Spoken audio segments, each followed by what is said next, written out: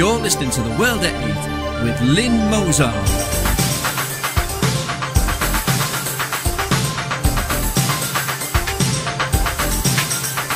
The World at 8, the number one in nationalist news. Highlights of the news today, Monday, 9th of June 2014. Britain's missing babies, how thousands of children have disappeared from council care in the last 2 years and one infant still can't be found. Bid to end suffering of chickens blocked after Muslims complain. Thug Arafat Akhtar, who attacked traffic warden with a hammer, grins as he walks free from court. Landlords have a new solution to the housing shortage: live in a garage. Austrian far-right leader tells Turkish PM to stay at home in Erdoganistan. Spain to deport Pakistani refugee for criticising Islam. Saudi divorces wife for buying beverage can. Rapes happen accidentally, Indian minister. Thought for the day, our hypocritical society. And 2 for 1 day Monday.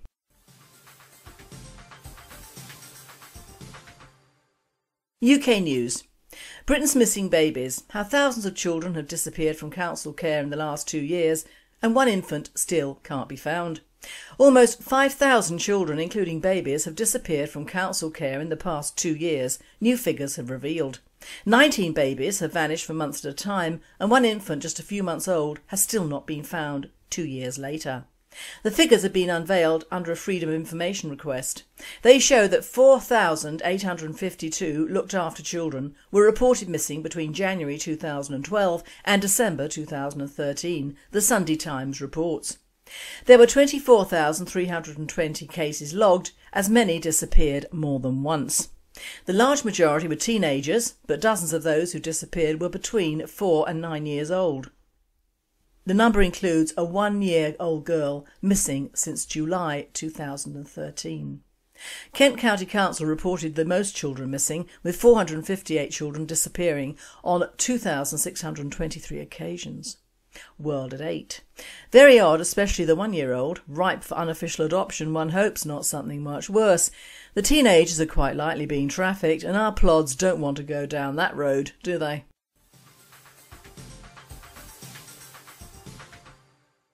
Bid to end suffering of chickens blocked after Muslims complain.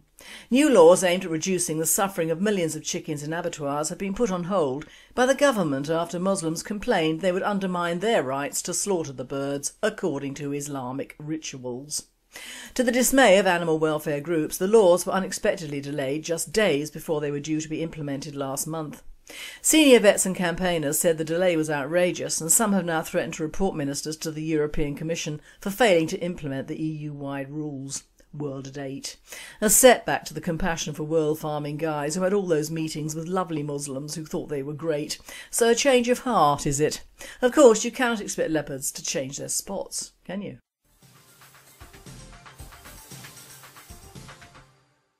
Thug Arafat Akhtar, who attacked traffic warden with hammer, grins as he walks free from court. Arafat Akhtar, 26, hit a defenceless David Truman with a weapon after being handed a ticket for parking on double yellow lines. The motorist then sped away from the scene in Birmingham but later contacted cops. Birmingham Crown Court heard Mr Truman had to take 5 days off work as a result of the attack, which left him shocked and scared. Akhtar previously admitted assault and having an offensive weapon, but escaped jail by being handed a 9-month prison sentence, suspended for 2 years. He was also ordered to complete 100 hours unpaid work and £200 compensation. As he left the court, he grinned at photographers. World at 8. Of course he did. British legal system in place for Muslims and not for us, once again. He's free to do it again, or worse, as they've made our culture their culture, and hitting a guy over the head with a hammer is commonplace in Saudi, isn't it? Not to another Muslim it ain't, but we don't count, do we? As we are kafars.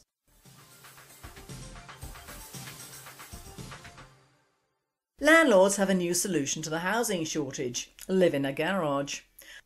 Munira, 32, and her partner Assad, 34, moved into their home a year ago when she was heavily pregnant with their first child. They'd struggled to find a flat they could afford, as their minimum wage jobs in a smart central London hotel meant their budget was restricted. In the end they signed a contract for a compact studio flat for £580 a month, £600 with Wi-Fi. But their compact studio flat is actually a converted garage at the back of a Victorian terrace, a thin sheet of chipboard nailed over the place where the roller shutter garage door used to be, a minute kitchen and bathroom plumbed into the tiny space. Converted garages are the latest solution offered by enterprising landlords at the bottom of the housing chain to the ever-increasing pressure for affordable housing in London. Planning officials in this East London borough, Newham, have been targeting the proliferation of converted garden sheds for years and are now turning their attention to the newer culture of cheap properties rented in industrial outbuildings and domestic garages. World at 8. This is what shoves up the price of property in London and parts of the South East. Foreign landlords and shoddy shed conversions and worse, all for more foreigners to come into our country. Talk about money for old jam. Are the Brits not even making it out of this particular shambles? How about conversion and building regulations that we Brits have had to work around for years?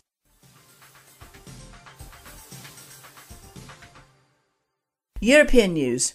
Austrian far-right leader tells Turkish PM to stay at home in Erdoganistan. Austrian far-right leader Heinz Christian Strache told Turkish Prime Minister Recep Tayyip Erdogan on Sunday to stay at home ahead of a controversial election rally planned in Vienna later this month. This is just a propaganda campaign for his Erdoganistan. I find this alarming, Freedom Party FPOE leader Strache told the Daily Österreich. We don't need Erdogan in Vienna. I'll tell him right now, Erdogan stay at home, he added, insisting that Erdogan was seeking to establish a parallel society in Austria. Erdogan is expected to hold a rally in Vienna on June the 19th in what is seen as a bid to win overseas votes ahead of presidential elections in August, although he has yet to announce his candidacy. An estimated 100,000 eligible Turkish voters live in Austria.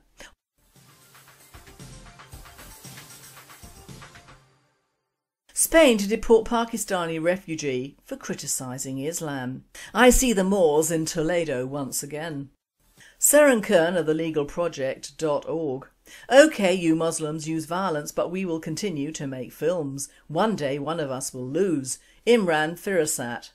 Firasat argued that the expression of his views about Islam fall within the constitutional rights of free speech. Two dissenting judges signed a statement in which they ask whether the source of the danger to national security is in the actions of Firasat or in the reactions of Islamic fundamentalists. The Spanish Supreme Court has ruled that a political refugee should be deported because his criticism of Islam poses a danger to the security of Spain. The May the 30th ruling, which upholds an earlier decision by a lower court to revoke the refugee status of a Pakistani ex-Muslim named Imran Firasat, showcases how the fear of Muslim rage continues to threaten the exercise of free speech in Europe. Firasat obtained political asylum in Spain in October 2006 because of death threats against him in both Pakistan and Indonesia for leaving the Islamic faith and marrying a non-Muslim. World at 8. What Spain needs is not a new king, but Ferdinand and Isabella back. I see the Moors in Toledo once again.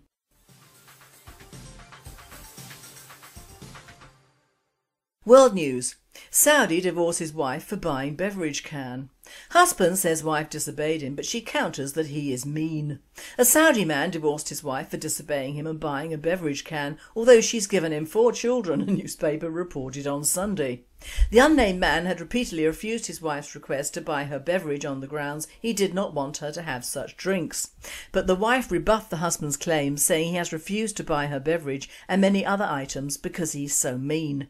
When the husband returned home one day, he found that his wife had bought a beverage can. He immediately divorced her. Agile newspaper said, quoting Dr. Taufik Murad, a family affairs instructor and Islamic affairs director at the Riyadh-based King Abdul Aziz University. Oil superpower Saudi Arabia, with a population of around 30 million, has one of the highest divorce rates in the world, averaged 82 divorces a day in 2012. World at 8. Oh, ignorant old me, and I thought all those stonings were all because these guys are too mean to divorce them.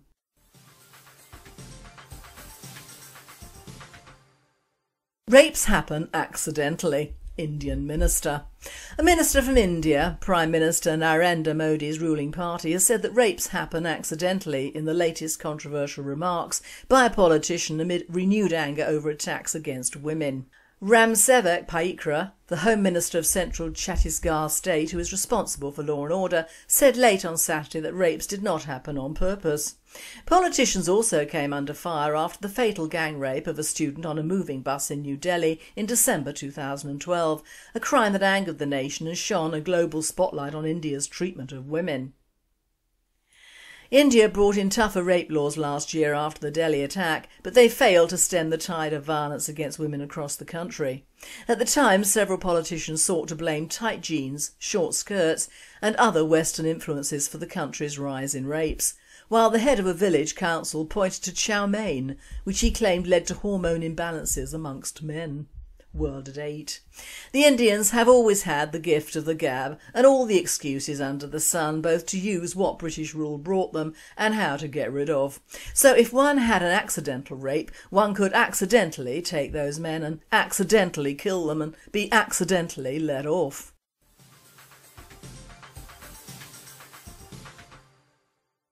Thought for the day, our hypocritical society. I never thought I would say it, and it doesn't of course apply to many Brits I know and some of who I don't, but our establishment is overrun with hypocrites of all classes, shapes, sizes and colours, many foreign and many not. But the overall message of multiracial Britain is getting through, and indeed we are viewed by most other countries, both in and out of the European Union, as a haven for lazy, greedy peoples, whether our own or from many of the countries that hold this particular view about the UK. It certainly doesn't stop them all from trying and, more often than not, succeeding in getting here and making use of the multiple benefits that quite often we Brits cannot get. I received an email the other day which contained, amongst other things, a sentiment which many people, who I shall call hypocrites, share. That of BNP literature which apparently contains the sentiments "niggers get all the jobs" and other outdated stupid crap which the BNP leaflets have not contained to my knowledge ever.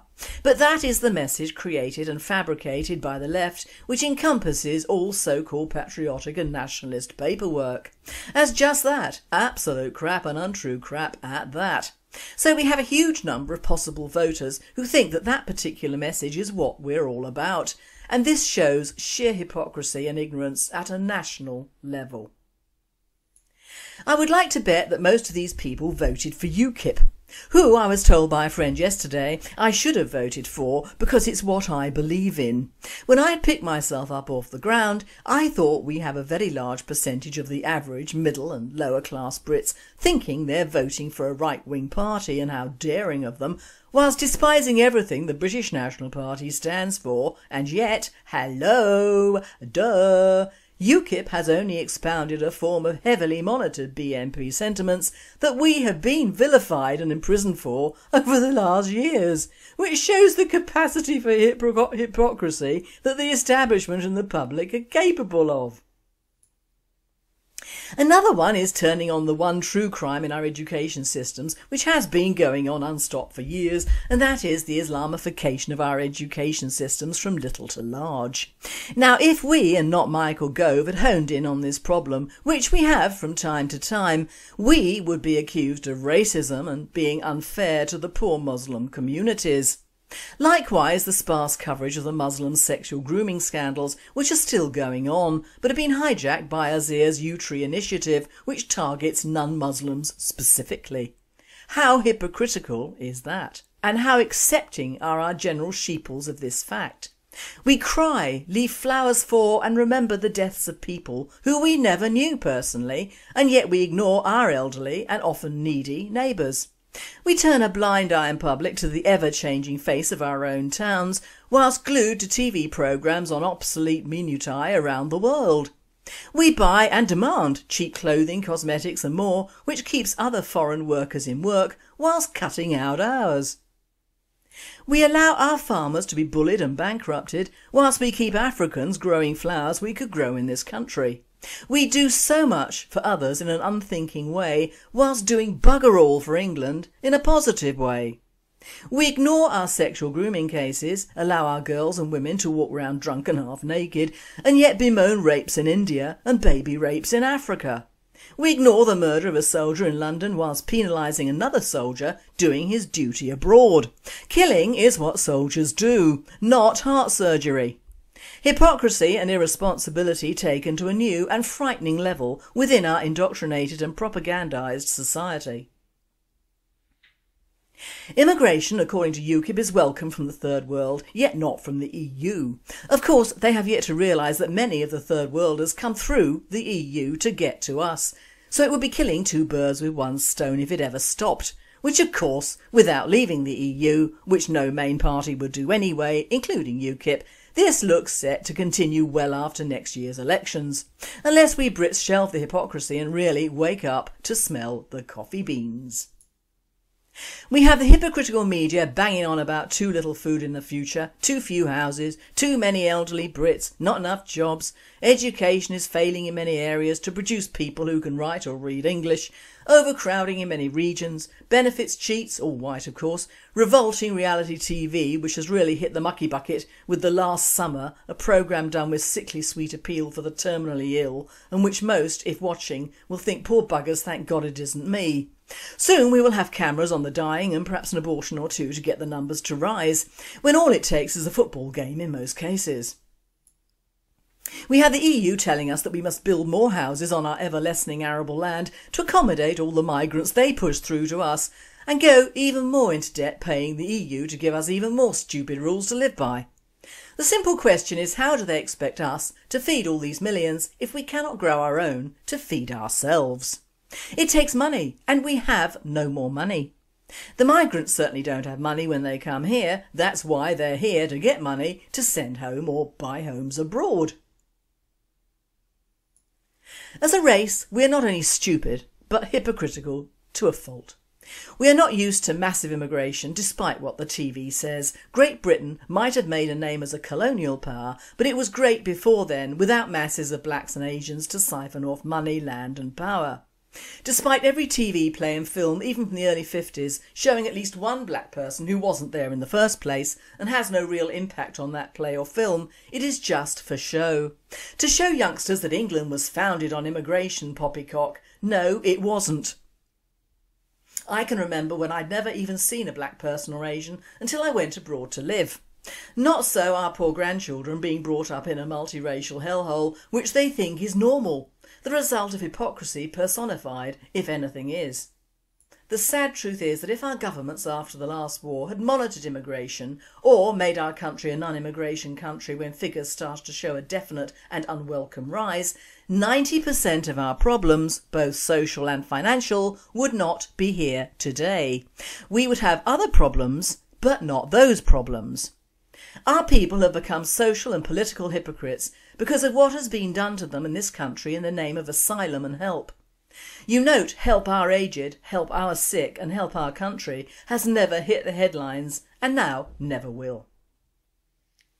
What angers me is the sheer blatant hypocrisy of idiots who think that centre-left politics are naughty and right-wing when we, the naughty and right-wing party extraordinaire, don't rate a mention when our manifesto has been basically taken over, slightly rewritten and allowed to see the light of day.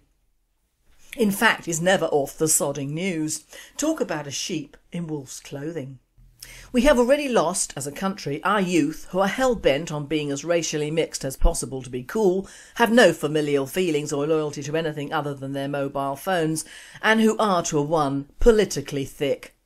If you don't do politics, what the hell do you do, apart from slang the one party, our party, who for want of a better word, are patriots? Our ways of communicating this are sometimes odd and often misconstrued, but I feel that we have as yet to understand that our past is being held up as a banner before us to undermine us and make us believe what the sheeples have been taught about us, and it ain't pretty. But for the most part, the UK consists of millions of hypocrites and lost souls who one day might wake up. Let's hope it isn't too late.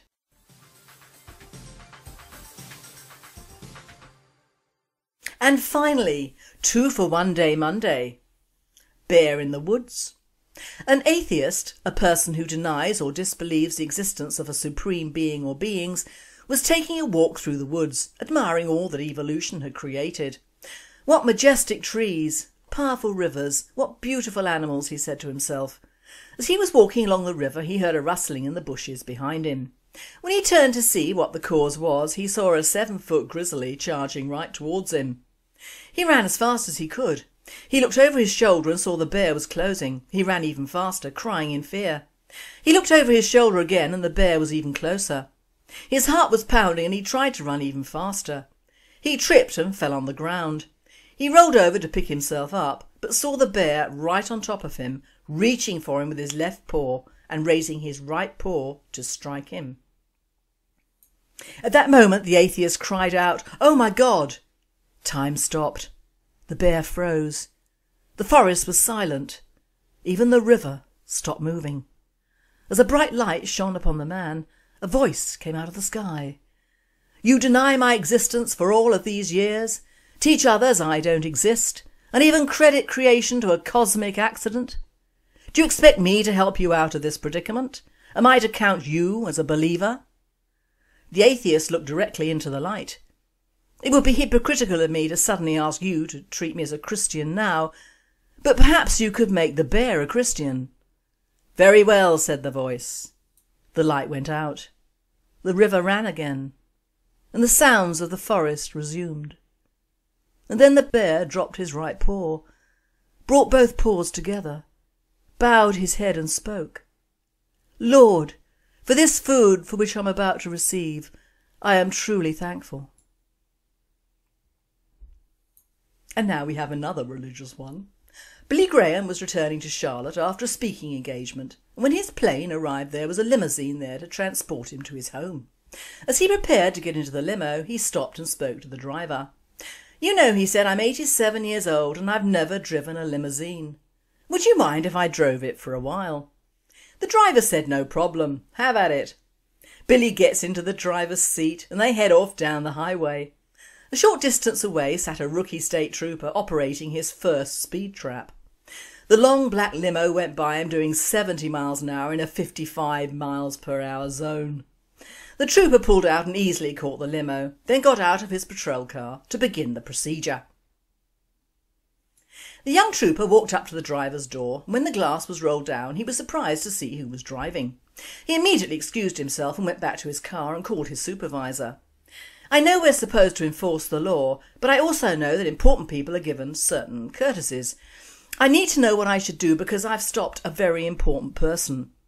The supervisor asked, "Is it the governor?" The young trooper said, No, he's more important than that." The supervisor said, "Oh, so it's the president."